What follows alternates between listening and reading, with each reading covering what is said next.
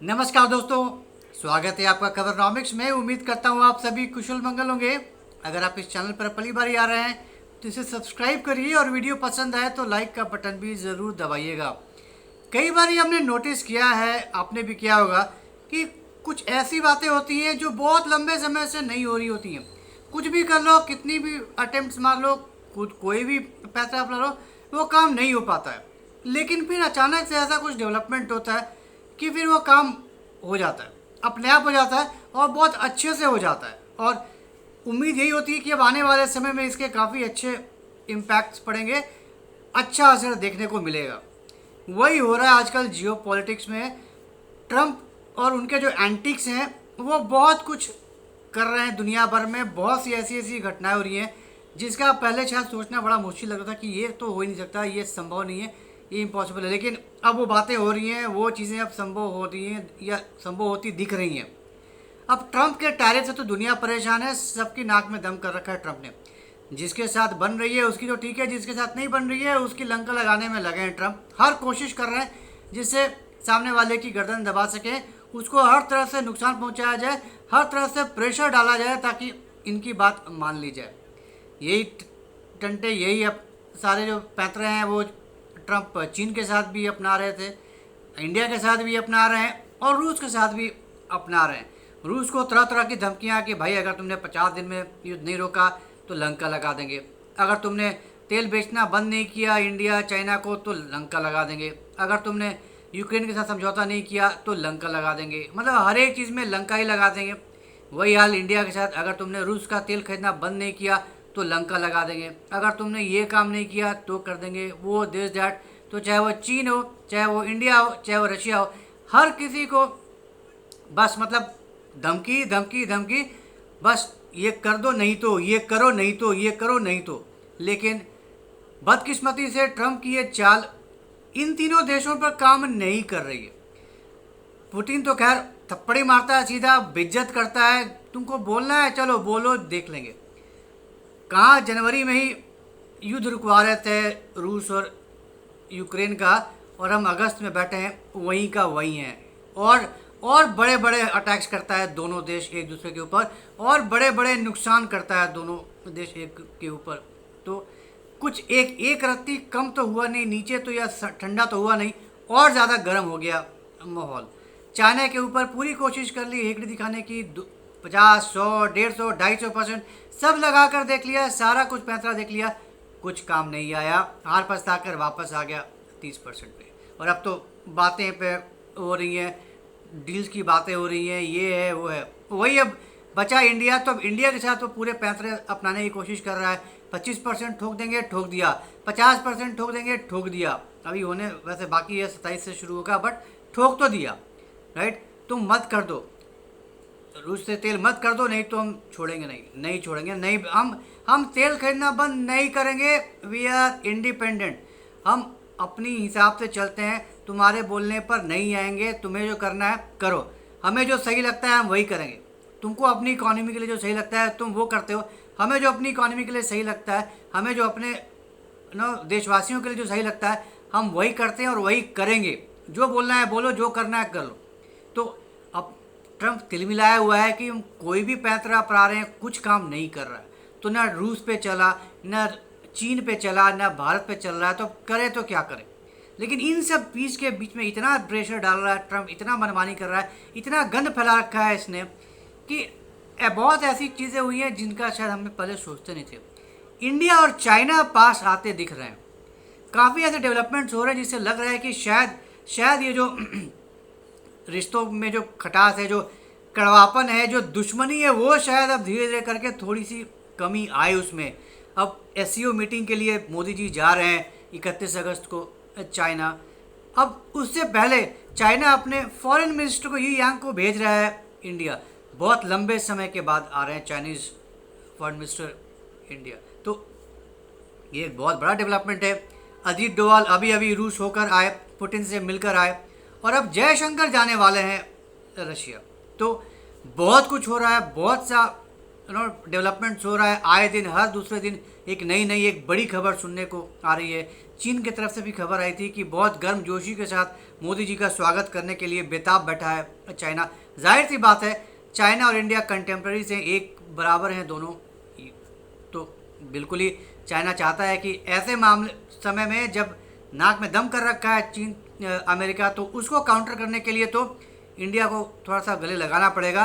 अभी अभी हमें अपने जो दुश्मनी है, जो हमारे जो डिफरेंसेस हैं, उसको थोड़ा सा पाक करना पड़ेगा, साइड रखना पड़ेगा, और अभी थोड़ी सी प्यार से बात करने की ज़रूरत है।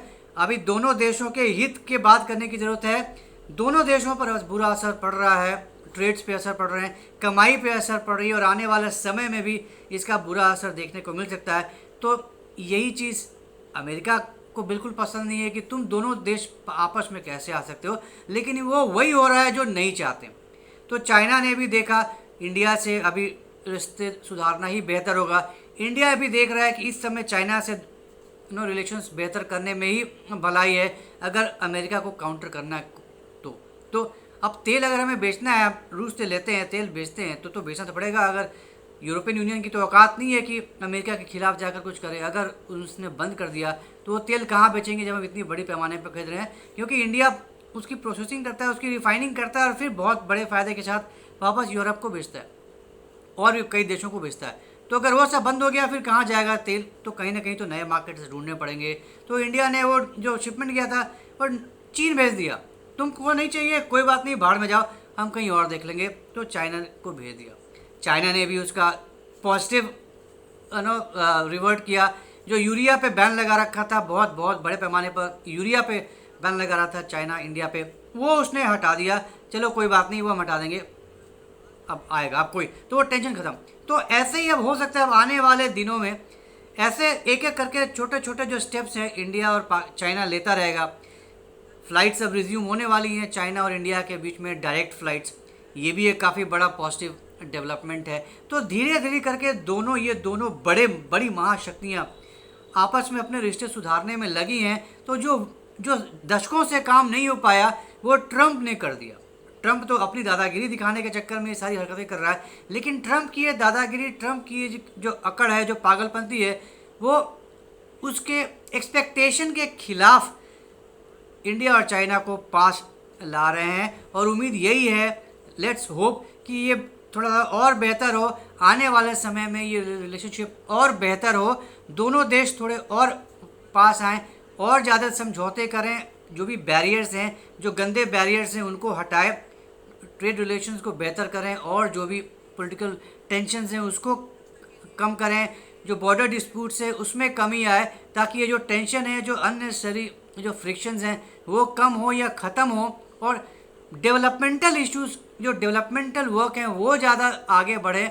दोनों देश एक दूसरे की मदद करें, ताकि बाहर वाले हम लोगों को आपस में लड़ाना बंद करें। वो अपना फ़ायदा कर रहे हैं, यू वाले अपना फ़ायदा करते हैं, लेकिन हम आपस में लड़कर अपना नुकसान करते हैं, जिसमें किसी का फ़ायदा नहीं है। तो भलाई इसी में है, समझदारी इसी में है कि इंडिया और चाइना इस बात को समझें, समझ रहे हैं, और बेहतर से समझें और बेहतरी करें, अपने रिलेशंस में सुधार लाएं, अच्छे स्टेप्स लें, अच्छे कड़े स्टेप्स लें अमेरिका के खिलाफ और यूरोपियन यूनियन के खिलाफ। ये कड़ा संदेश दें कि रशिया, चाइना और इंडिया अगर तीनों मिल गए एक साथ, और ये एक तीनों ब्लॉक बन गया RIC, लंका लगा कर रख देंगे दुनिया की, लंका लगा देंगे अमेरिका की, लंका लगा देंगे यूरोपियन यूनियन की, जिसने भी ज़रूरत से ज़्यादा समझदारी दिखाने की कोशिश की, जिसने भी इनको आपस में लड़ाकर अपना फ़ायदा करने का सोचा। तो एक्चुअली में ये सब हो रहा है, ये अच्छे पॉजिटिव डेवलपमेंट्स हो रहे हैं, और उम्मीद यही है कि आने वाले समय में ये डेवलपमेंट्स, ये पॉजिटिव डेवलपमेंट्स और बेहतर होंगे, और ये तीनों देश और इकट्ठा एक साथ मिलकर सिनर्जी में काम करेंगे, एक दूसरे की मदद करेंगे, एक दूसरे को सपोर्ट करेंगे, एक दूसरे की कमियों को पूरा करने की कोशिश करेंगे, ताकि कलेक्टिवली ये लोग अमेरिका और यूरोपियन यूनियन को काउंटर कर सकें, खुद को मजबूत करें, और अपने नेबर्स को, तीनों नेबर्स हैं, इंडिया चाइना का नेबर है, रशिया चाइना का नेबर है, इंडिया रशिया बेस्ट फ्रेंड्स हैं सदियों से।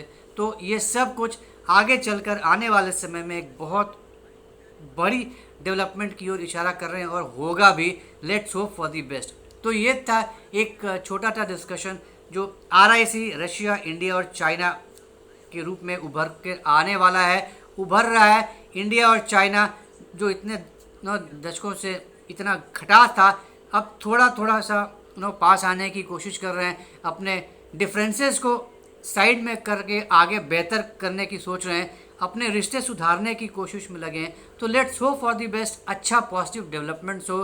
SCO मीटिंग में मोदी जी जाएं, गर्मजोशी से स्वागत हो, अच्छे डेवलपमेंटल टॉक्स हों और दोनों देशों के बीच में और काफ़ी अच्छे बड़े पॉजिटिव आउटकम्स निकल कर आएँ। तो अगर आपको ये डिस्कशन पसंद आया तो हमारे इस वीडियो को लाइक करिए, शेयर करिए और हमारे चैनल को सब्सक्राइब ज़रूर करिए, बेल आइकन भी ज़रूर दबा दीजिएगा। तो जल्दी मिलेंगे कैसे नई इंटरेस्टिंग वीडियो के साथ। तब तक के लिए जय हिंद, जय अखंड भारत, नमस्कार।